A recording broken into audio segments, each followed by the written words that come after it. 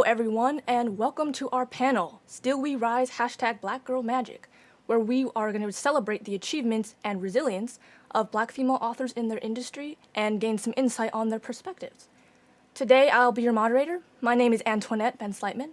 I'm an artist, writer, and co-founder of Broken Chalice Studios, which is a multimedia studio that promotes diversity and empowerment through art, writing, and film.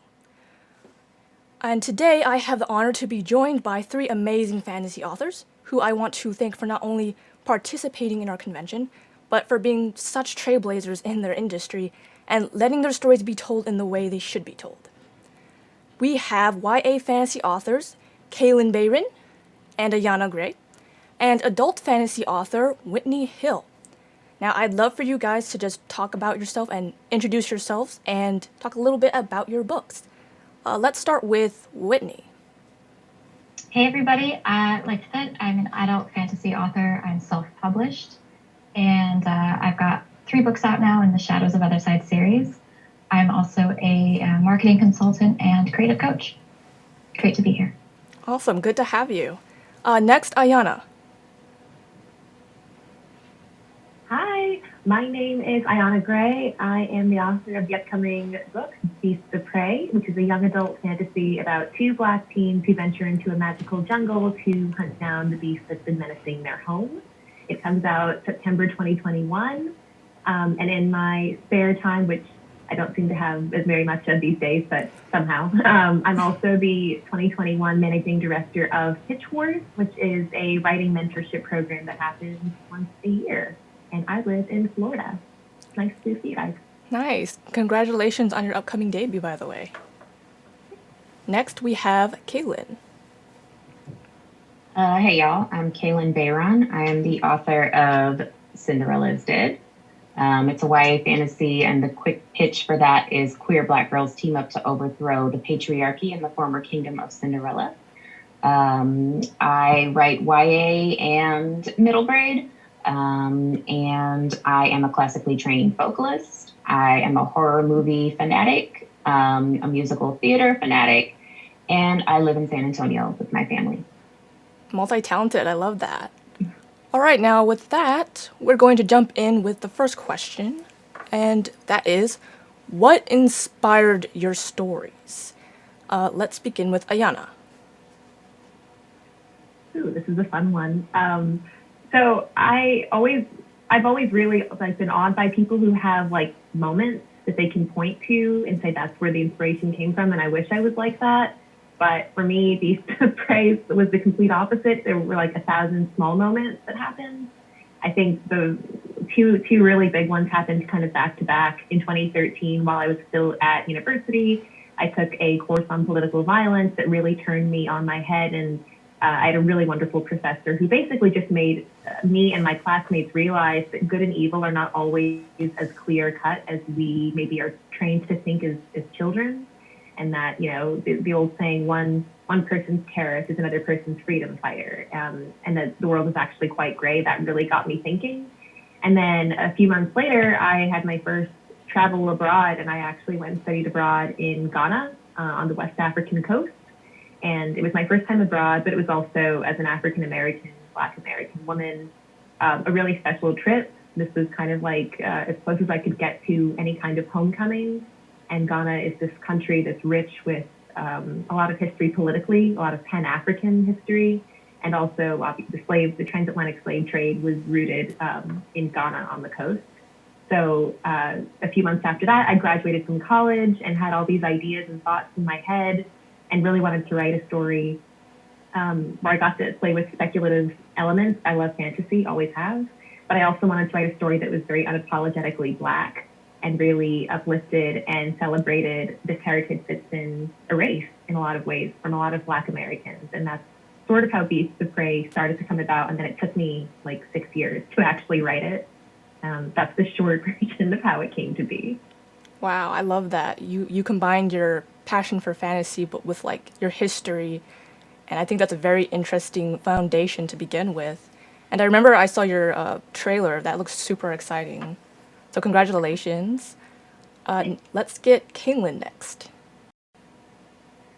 So for me, I just always had a love of fairy tales. I loved fairy tales as a kid. I had like a collected works book of like all different kinds of fairy tales from all over the world, different versions of these fairy tales. And somebody got it for me from like a thrift shop or something. I had that when I was young, and that made a huge impact on me. I just loved those stories. But you know, if you've ever read Cinderella or Snow White or Sleeping Beauty, there are no Black folks involved, and there are certainly not any queer Black folks involved anywhere there.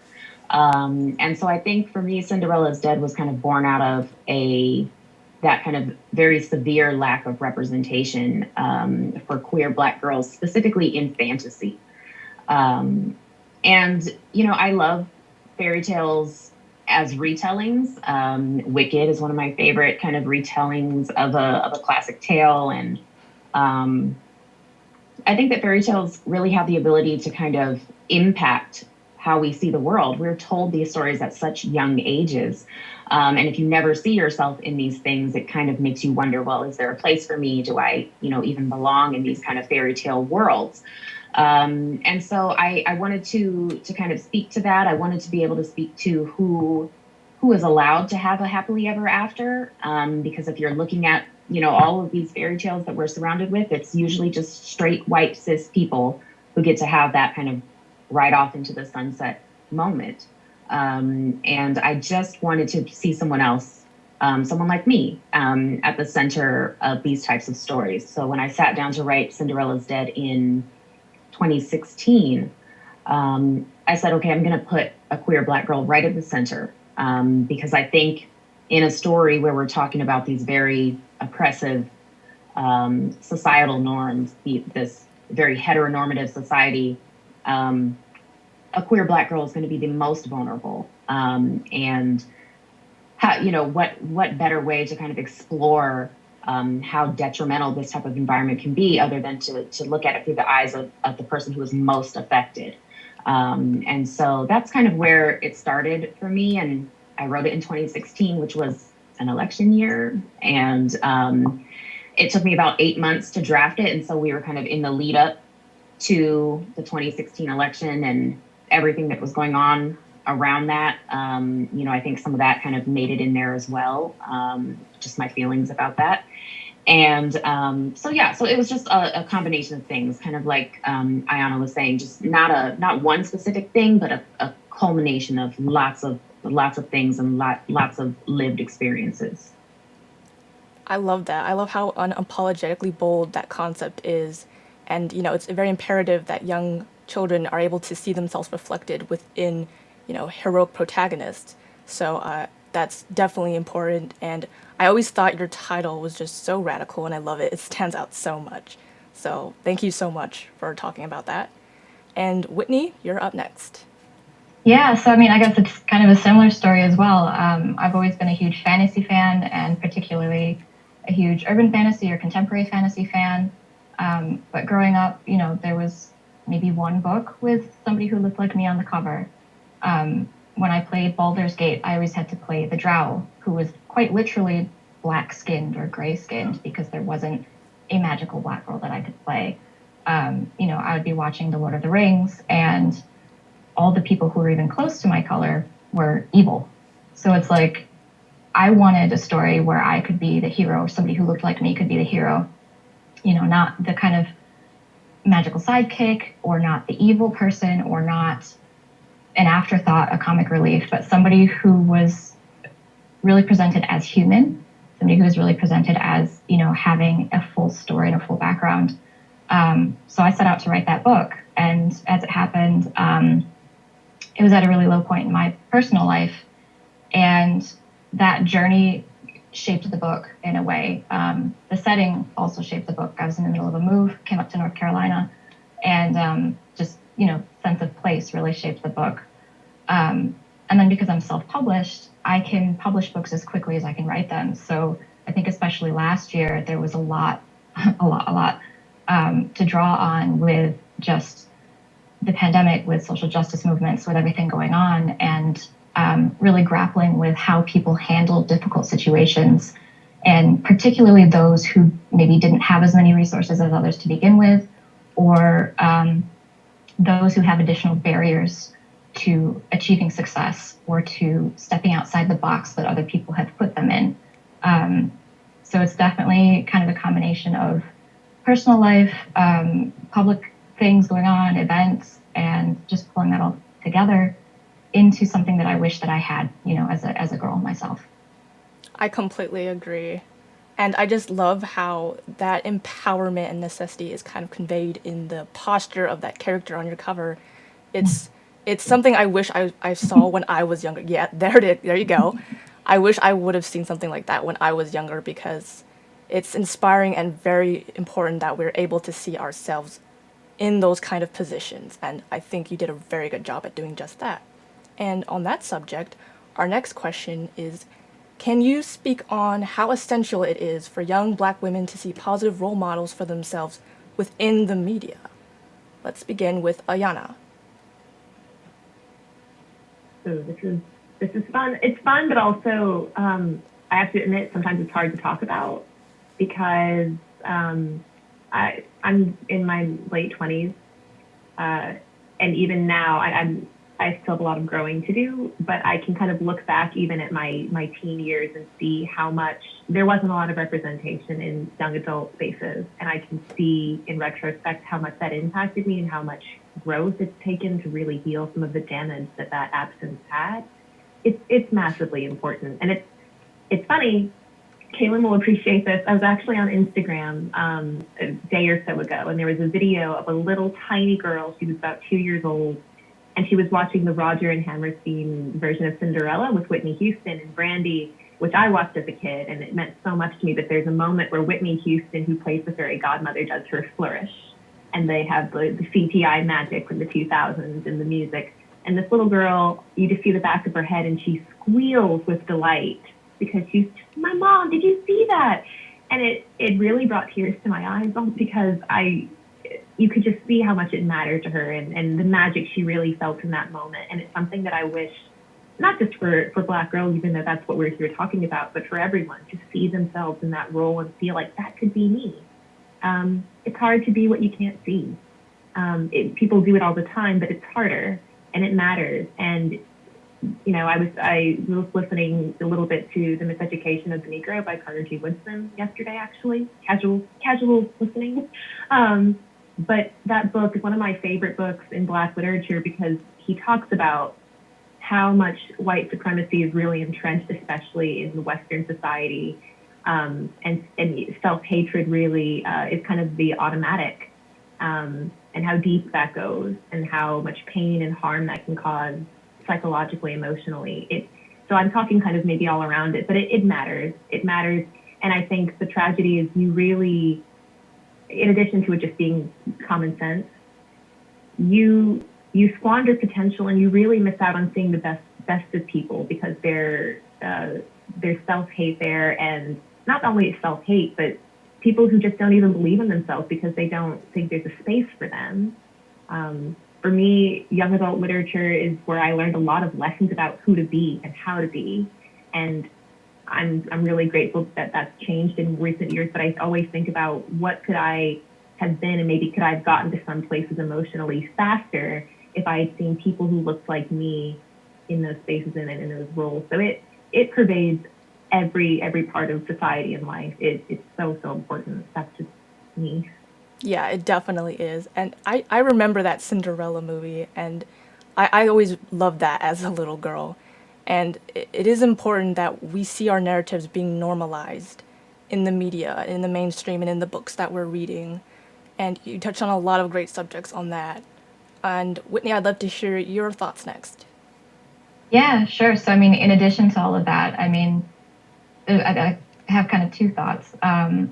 Not just being able to see ourselves in the story, I think we've all kind of spoken about, but also seeing that it's possible for us to create those stories, not just for other people to put us in them, but that we can create them, we can define our own narratives. But then further so that other people can see it.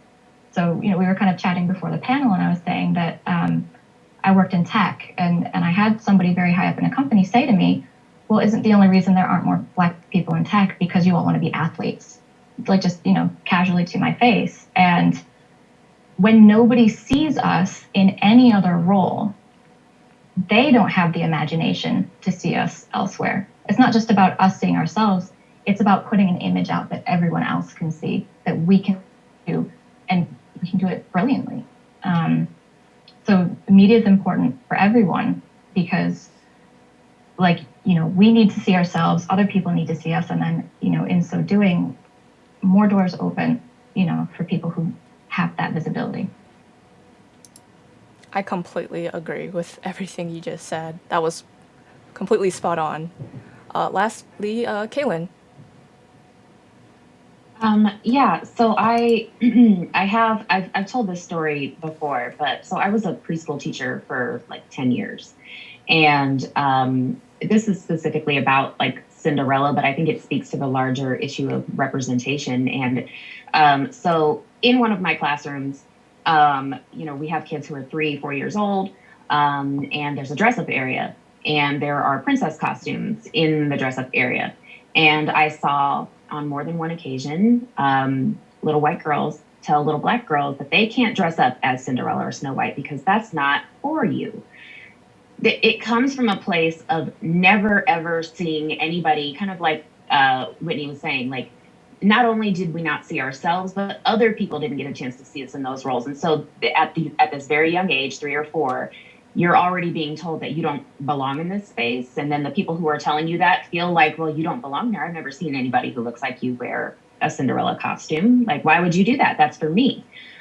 So these things get kind of put upon us at a very young age. And it absolutely impacts who we become and how we see the world and our place in it. I think that, we need to see ourselves as all kinds of different characters, as superheroes, as detectives, as doctors, as, princesses, as all of these things in order to really have, in order just to have those kinds of mirrors and windows and sliding glass doors. You know what I mean? We need all of that. But it's not, at the heart of it, it's for our benefit, but it happens to benefit other people as well if they can see us that way. But it's, we need role models, positive role models, but I also think that we just need more nuanced representation, because a lot of times Black women especially get asked to be the strong Black woman all the time, and that can be exhausting. It kind of feels like you're carrying the world on your back, and that expectation is always there.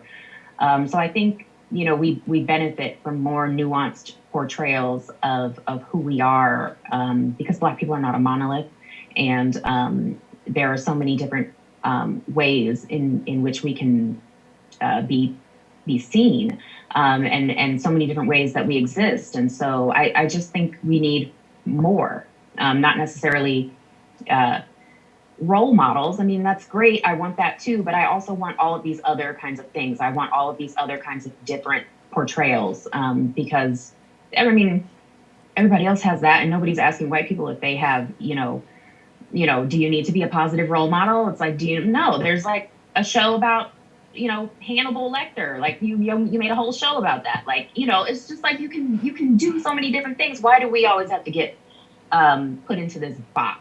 You know what I'm saying? And so that I just want more. I want more for us, and I think that will, allow us to kind of open things up.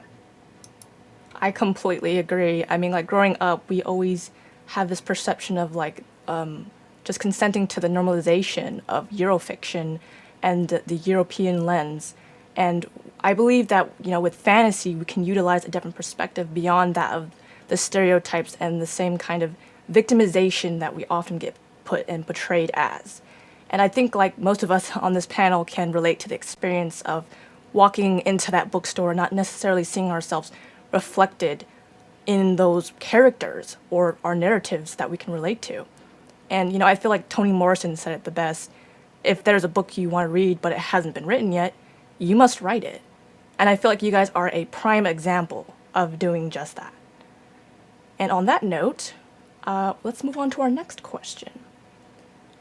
How do you deal with the labels in the publishing industry that perpetuates racial isolation and the normalization of Eurofiction, with acronyms like BIPOC and the word Black always before author? Let's get Kaylin first.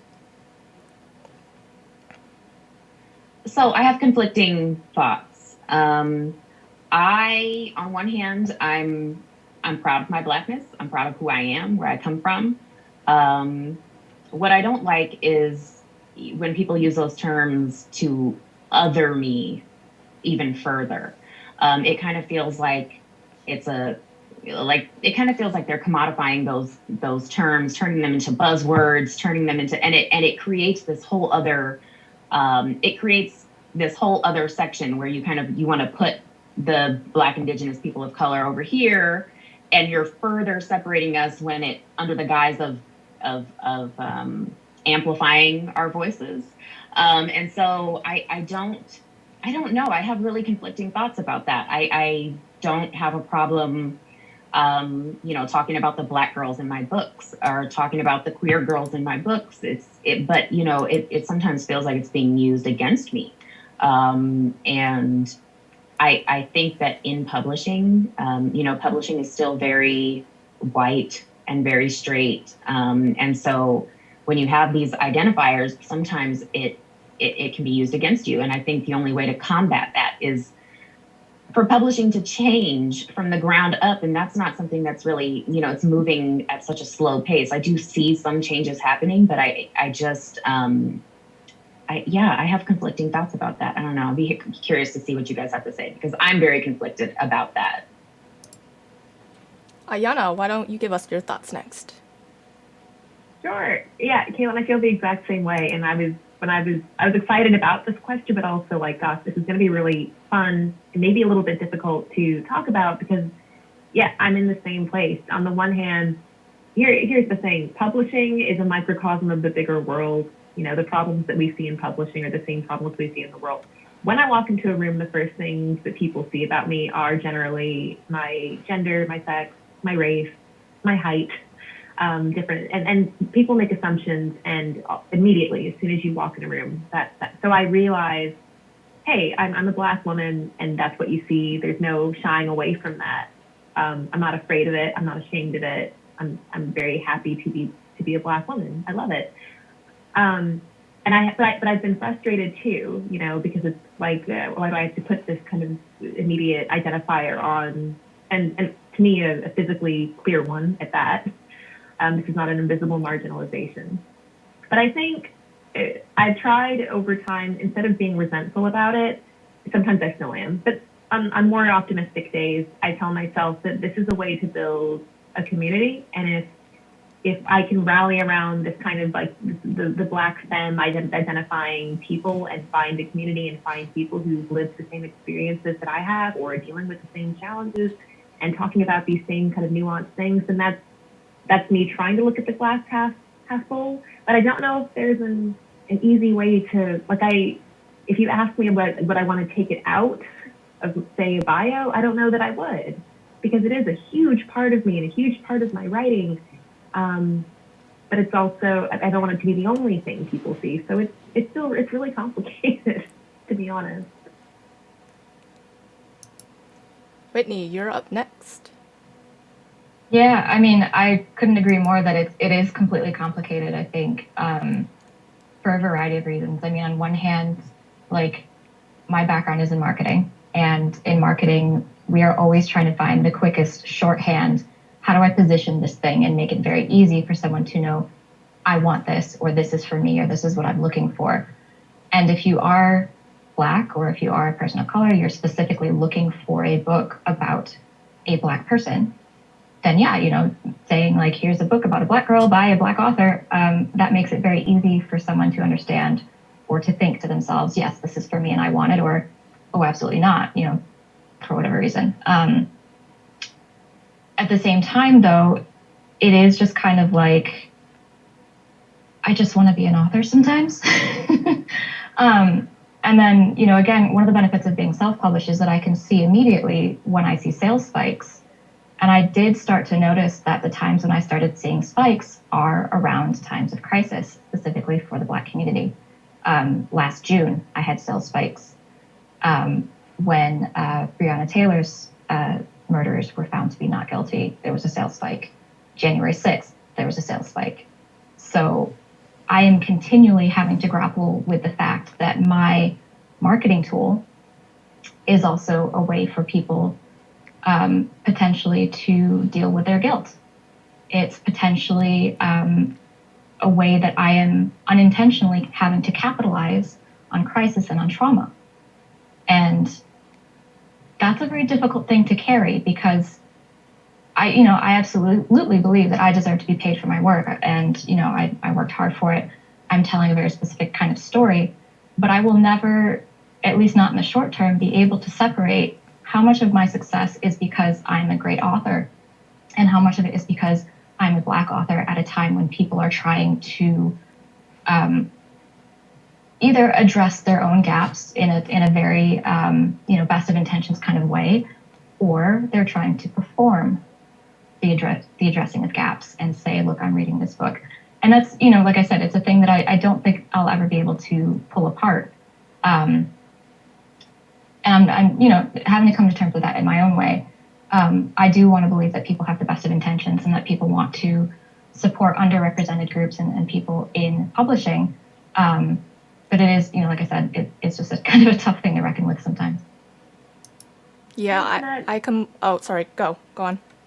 This just came to me too, because I know we're speaking here in this kind of a safer space, but I would say if there are people who are listening who are not part of the Black community, because it's the conversation I think that they should be included in too, a way to kind of litmus test yourself is when you're talking about an author, perhaps, listen to yourself and see what you're saying. If you're Whitney Hill's a great Black author, stop there and I think pause. Why did you feel the need to put that label there? I don't think these labels are inherently bad. I think in certain contexts they're effective, and in certain contexts they're redundant.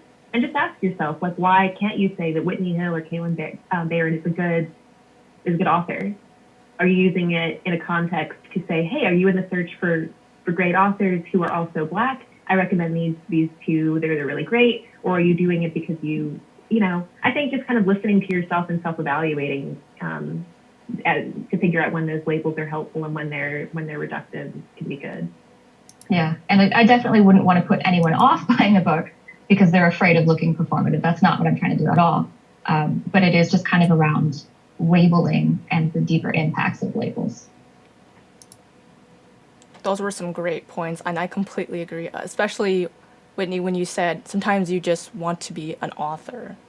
Because I always say that, I'm a very proud Afro-Latina, but I put that in my work, and you'll find that in everything that I produce.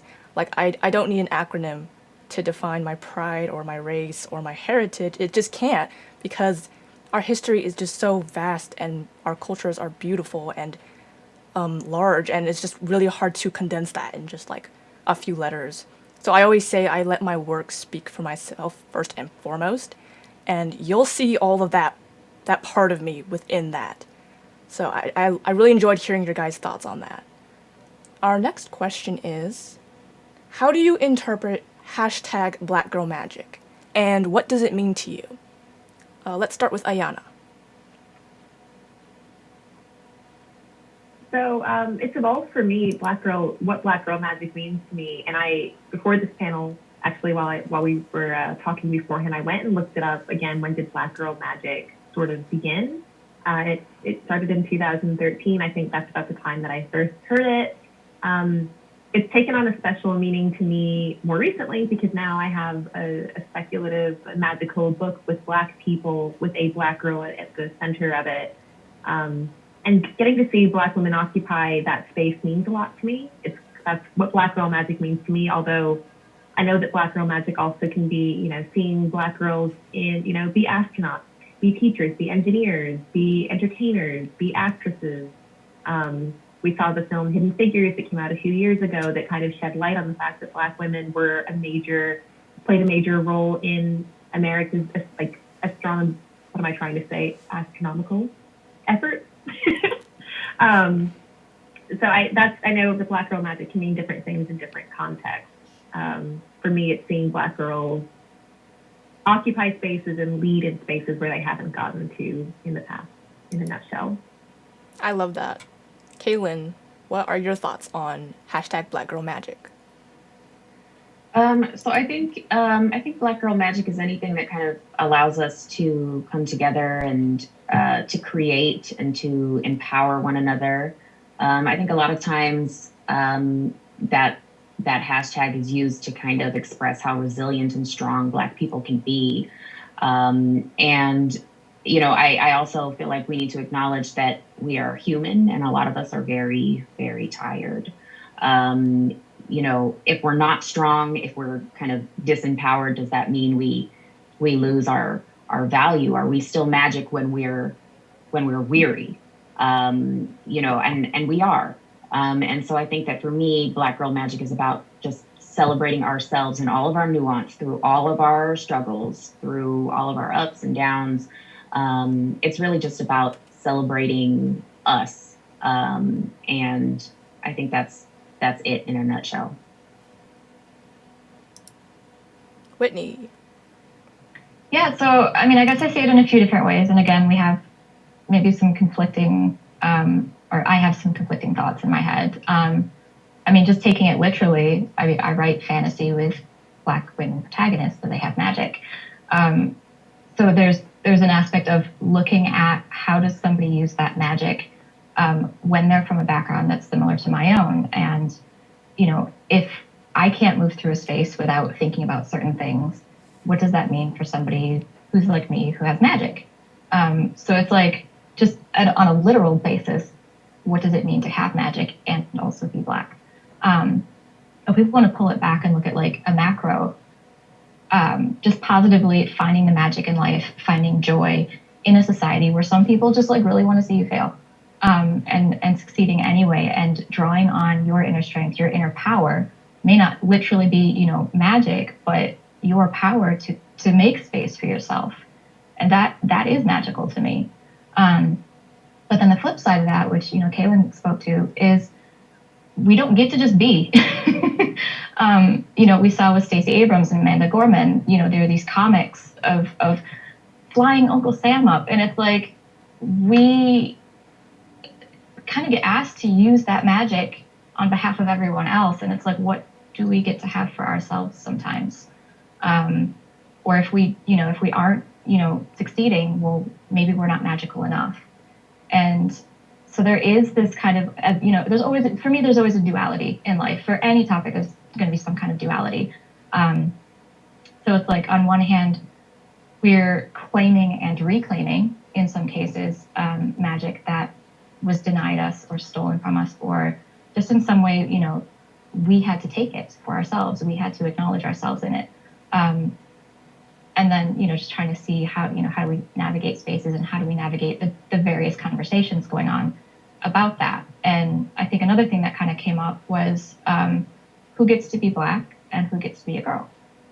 And that was the point that Ayana had earlier, and I don't know if she wants to speak to it more herself, but, you know, just how do you identify yourself as you're moving through a space, and do you feel included in those labels, in those terms? I love how like different yet similar all your different interpretations are. That's really interesting. Our next question is, what were your experiences as an author, and how has writing impacted your life? Ayana, once again, let's start with you. Sure. Well, I'm still grappling with being an author, because I don't have a book published yet. I will later this year. And I keep waiting for like a moment. Maybe when I see my cover, when I get to share it, maybe it'll feel real. Writing has always just been a part of me. I can't imagine my life without it, without books, without stories. So how has it impacted my life? It saved me. I mean, when I had no one who I felt could understand me, and when I was moving around a lot as a kid, writing was the constant. And it was a place I could go where I had control. I think especially kids and teenagers, one thing that you struggle with is sometimes feeling like you don't have control. over anything. You have adults telling you what to do all the time. And I was the kind of person that really did not enjoy that. I was an old soul and just really wanted to get to do what I wanted to do. And so writing was the place where I had control over everything. And it's meant so much to me. And so to get to now write and share that work with other people means the world to me. But also, it's helped me find communities of people who get me in a very distinct way. And I talked earlier, I think about, how labels can sometimes be nice because there are groups in social media. Sorry, there are groups in social media, for example, that are dedicated to building communities around these identities and spaces. And I've connected with people who've changed my life, who've been mentors to me, who were like, hey, I see what you're trying to do and I want to help. Or maybe I was able to help them. So that's what being an author and writing has done for me personally and also professionally. I get to make a living doing something that I love to do, but that's huge. Like that's a dream come true, to just something that I would have done for free and did do for free for many years. Now kind of I get to pay the bills with that. That spiritually just means so much. I can definitely relate, especially, during the pandemic, writing has been such a mental refuge for me, and it's helped me in so many different ways. And, before I never had like a writing community that I could, participate in. I didn't even know there were any of those online at all until I joined Write Hive and met so many brilliant authors like you guys and had the opportunity to, have conversations and learn about different authors' strengths and weaknesses. And I've gained so much knowledge over the few months just by talking with other authors and having conversations about these topics. So thank you very much for speaking on that. Kaylin, you can go next. Yeah, so Cinderella came out last summer in July, and I think having a book debut in the middle of a pandemic was not on my bingo card of things that might happen. So it's definitely been it's been an experience. Nothing really worked out the way that I thought it would, but it ended up being better than anything that I could have imagined. My writing journey has been, a long time kind of in the process, but this, being an author, being a published author has really been just incredibly fulfilling for me. I think that sometimes writing can be very solitary and, you're just kind of alone with your words. And since this book has come out, I have been able to connect with so many readers and so many other authors and publishing professionals. And I've done a million Zooms, and, it really is about community building, because I just think that this book has really given me a chance to really build this community of bookish people. And I don't know that I was expecting that. I don't know that I was expecting to have, people kind of reach out to me and help me and act as kind of mentors for me. But here we are, and it's been really surreal so far. It still feels surreal sometimes. But writing has always been an escape for me. And I really needed that over this past year or so. Probably more than at any other time in my life. So I'm grateful to be able to do this. And now it's kind of this book, your writing career is not just one book, but this one book has changed my life. It in every way possible. It's given me an escape. It's given me something to kind of connect with people about. I've been able to make a career out of it. I am supporting my family with it, and it's been a wild ride, and I'm really just excited to see where it goes from here. Yeah, I agree. It's like we do these trunk novels and these drafts until we find that one book that's you just know it's the one. This is the one that's going to carry you, and it's like a hunch you just have. I've kind of experienced that now with the book that I'm writing, and it's just a great experience. Whitney, you're up next. Yeah, so I mean, I wrote a bunch when I was a teenager. I think like a lot of people have this story about, I've been writing since I was a kid, and I'm one of them. But then I stopped for a long time because I didn't understand that it could be a job. I thought I had to grow up and be have a serious job. And I came back to writing at a time, I think I mentioned, I was at the lowest point in my life. Completely started over in every way possible. And I didn't feel like I had anything else except for the worlds that I was creating. So in a way, not to be dramatic, but it did kind of save me because it gave me something to focus on. It gave me something to strive towards. Let me finish this story, or let me, share. I was writing fan fiction to start. Let me share it and make this connection with this community of people who are just as passionate about this thing that I love, as I am.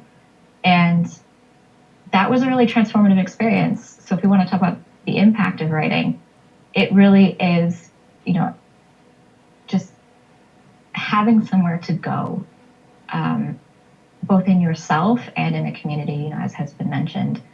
So it's given me, an outlet. It's given me a way to heal. And then, as part of that low point, I changed countries and I changed states, and I just, like I said, started over.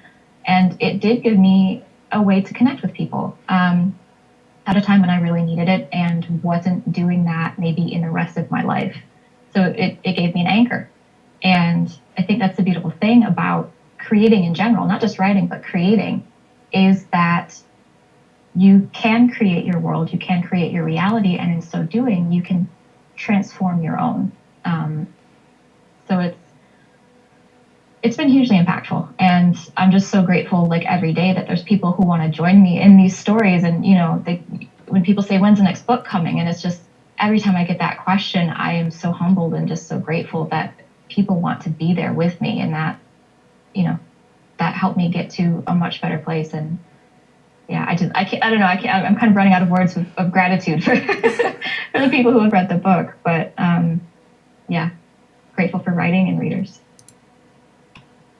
I'm also one of those people one of those writers who started writing young. I started handwriting, but I was an artist first, so I didn't really consider it a career as well until I guess my teens, when I actually started writing seriously. So it's very interesting to hear all the different perspectives and how writing has impacted each of you in such momentous ways. So thank you so much for sharing about that.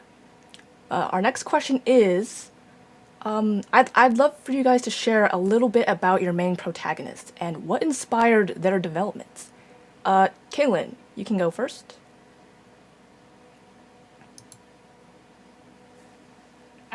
Yeah, so let's see. So Sophia is the main character of Cinderella is Dead.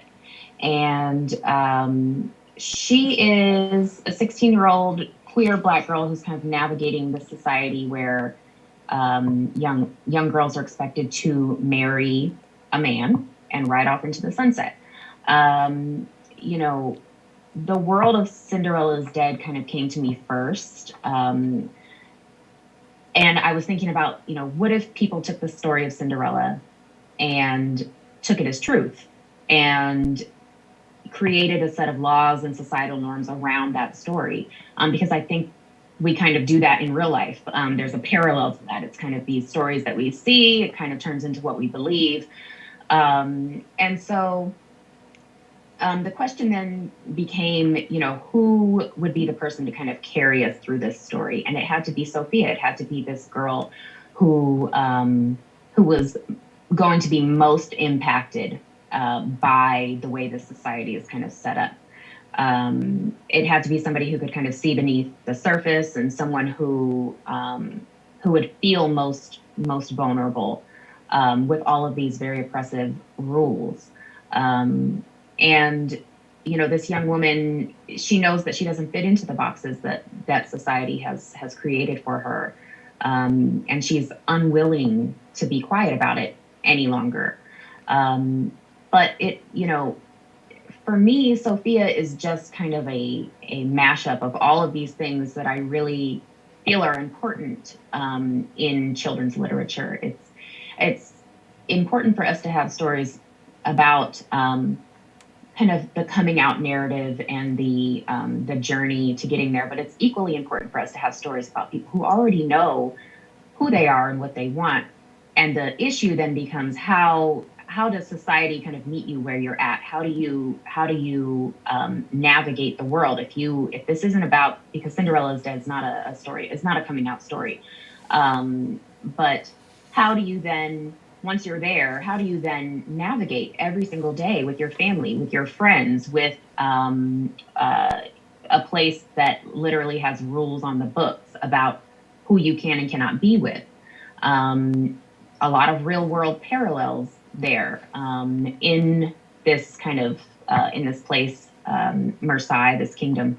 A lot of the rules that I put in place there are drawn directly from real life rules and laws that we have on the books today. Women can't drive, women can't own property, women cannot have a divorce unless their husband agrees to it. And if you're not married by a certain age, people look at you funny. And if you are queer, you are almost invisible.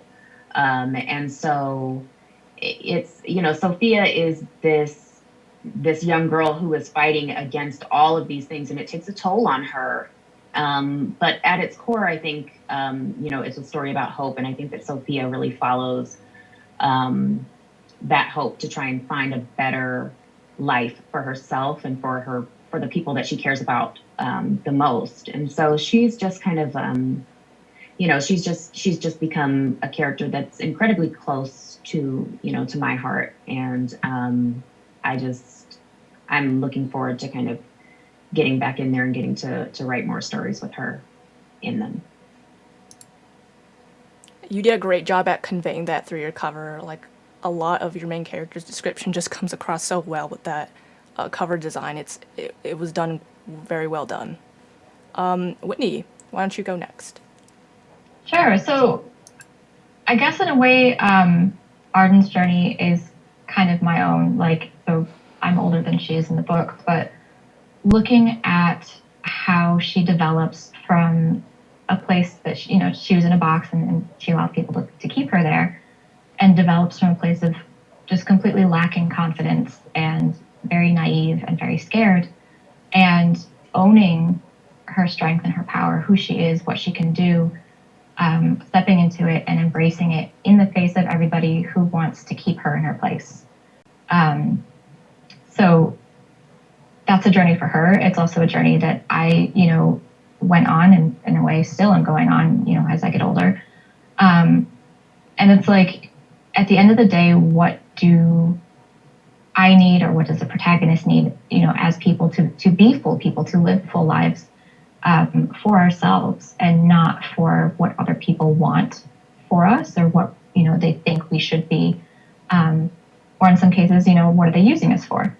And that is it's a lot of the reviews are like, wow, this is a really character-driven story. And it's like, yeah, that's, it's a mystery, and it's urban fantasy, and it's magic, but it's also very much about the development of this character. And I just, I look around at myself, at other women in my life. A lot of them are also dealing with imposter syndrome, and just, I don't really think I am what everybody says I am. So it's like, okay, well, how do I take this and translate it into a character that maybe other women or other girls could see themselves in, and just develop her power in a way that could be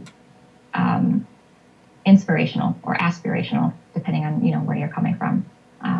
So that's kind of where the character came from, and where I'm trying to go with her over the course of the series. Love that. Ayana, you're up next. Sure. So I am a pretty plot-driven author, in that I have a concept and a story, and then find that the world and characters fill in after I have those bones. So it was actually really challenging for me to nail down who the main characters of Beasts of Prey were, and there are two, Kofi and Ekon, and the story is split between them. In the end, like I wrote so many iterations of them. What ultimately worked was I kind of just at some point was like, I'm gonna stop making apologies for who these characters are and just write them the way I want to write them, and stop trying to be palatable and stop overthinking it.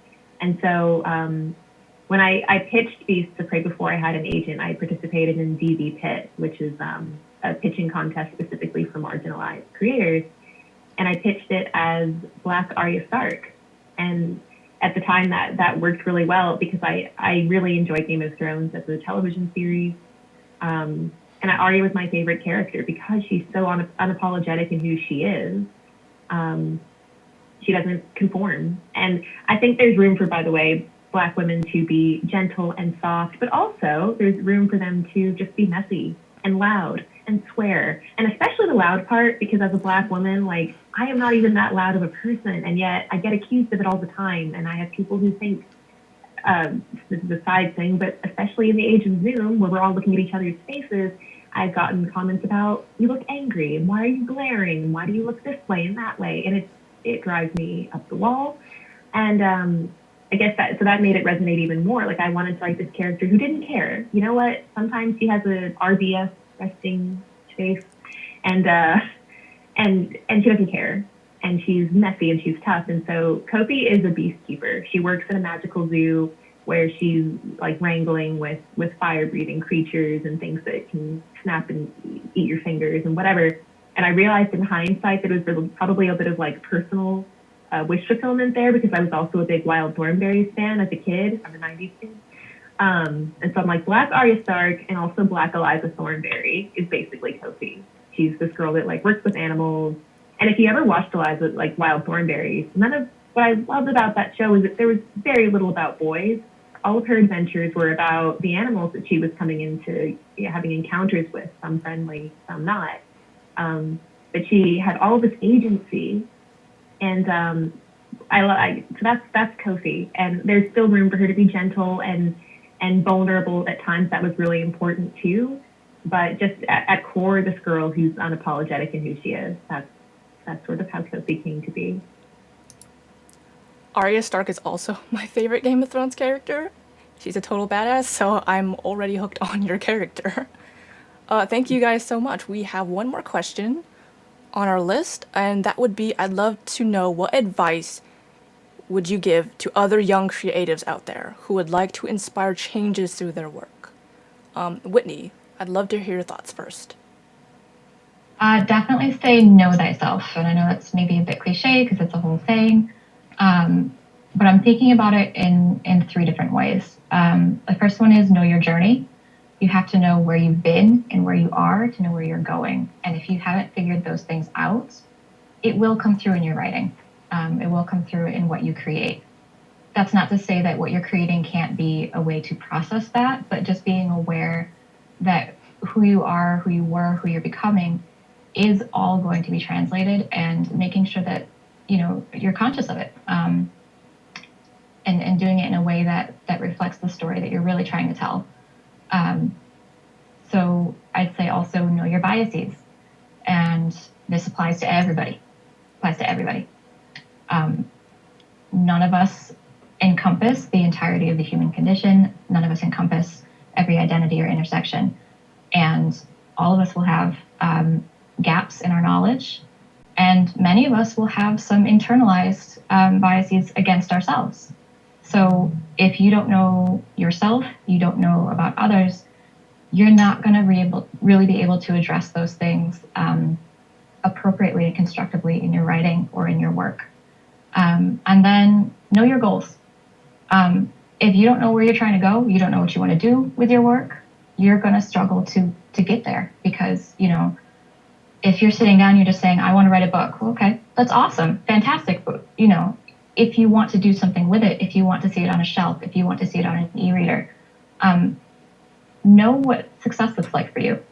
Because I think a lot of people just kind of jump in and then either panic or get depressed, or they just kind of flail because they didn't know where they wanted to go.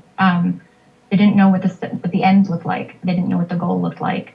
So as soon as you sit down and work that out, like, okay, success is having my book on the shelf. Success is having a paperback in my hand. However you want to do that, self-published, traditionally published, what have you.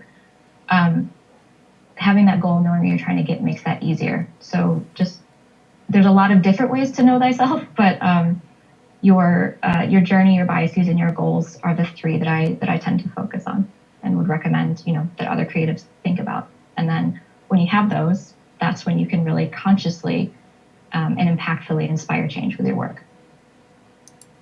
I agree. Definitely know thyself. Ayana, you're up next. So my advice might be a little bit weird, but maybe that'll make it memorable. My advice, especially to speak to the question of how writing to make a change, never underestimate the hustle and never underestimate the grind, because you see these people who you feel like, when you think about the author who's the most impacting in your life or who's just killing it at the moment. I know that in publishing, especially, we love rags to riches stories, and we love fairy tale stories where someone was discovered and then they suddenly became a huge sensational hit. But when you're trying to really affect true change, understand that that's never going to happen overnight. And even the people who you think it happened overnight for, it did not. And there's a lot of work that happens behind the scenes. There's a lot of heartbreak. There's a lot of disappointment. Somebody might be getting one thing, to speak to Whitney's point about success, that you think is like, that's it, you're the most successful author ever. But maybe they didn't get something else that was meant success for them by their metric. Years could go by, months could go by. There could be 10 no's and then that one yes at the end. So never underestimate the hustle, and be prepared to hustle and work hard. Doesn't mean you should be exploited. You should not be.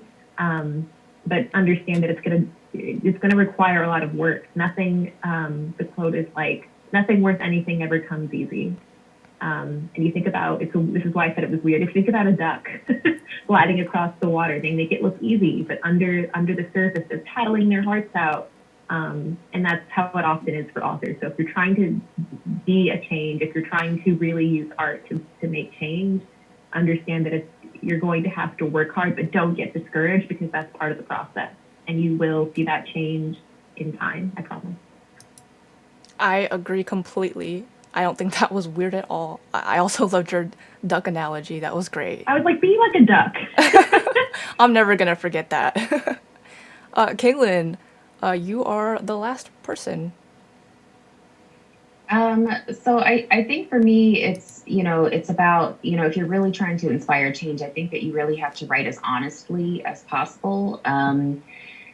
You should be authentic to, yourself. Don't try to write like other people. Don't try to do something that somebody else is doing or try to emulate a certain style. You have to kind of find, your own way of doing things. And that's not to say that you shouldn't read widely across genres and age categories in order to kind of learn or observe, but you really have to find your voice, and what you're trying to do isn't always so for me. I think sometimes I look at my writing process and I realize that themes kind of show up in my writing that I didn't intend right out, just because there's so much of my own kind of experiences, life experiences, that I go off of, because I'm writing this book first and foremost, for myself, and kind of telling the story to myself. So I think it's really important to find your own voice and, really decide, who you're doing this for, because it's kind of like we were saying, those measures of success are not the same for everyone. And you really, at the end of the day, it's you and the work. And so you have to be comfortable in that space, because you will be there for a while. Like, you write stories, and you, depending on what kind of path you're looking at, but, I can't speak to everything, but like for traditional publishing, it's like you will, have this book and it will be 2 years before it comes out. And so you have a lot of time to sit with it and to, to make sure that it's right. And so you just have to know, your own voice, your own style, and don't try to be like anybody else, because there's only one you. That sounds kind of cliche, but there's only just you, and you have to be able to sit and write in a way that speaks to you and your experiences and your goals as a writer. But I would just say overall, just try to be as honest with yourself as possible about what you're writing, and don't try to be like anybody else, because it's just you. Yep, it's just you and all you. All right, so that concludes all the time we have. Again, thank you guys for coming and sharing your thoughts. I loved learning about your books, and you all had such great answers. To our viewers, make sure you check out all of their amazing books online, because I know I definitely will. And like our panelists have exemplified, keep writing, and don't be afraid to tell your stories, because your voice matters. And whenever in doubt, remember a specific poet named Maya Angelou who once said, "You may cut me with your eyes, you may kill me with your hatefulness, but still like air, I'll rise." Thank you all for watching, and keep on rising. Bye!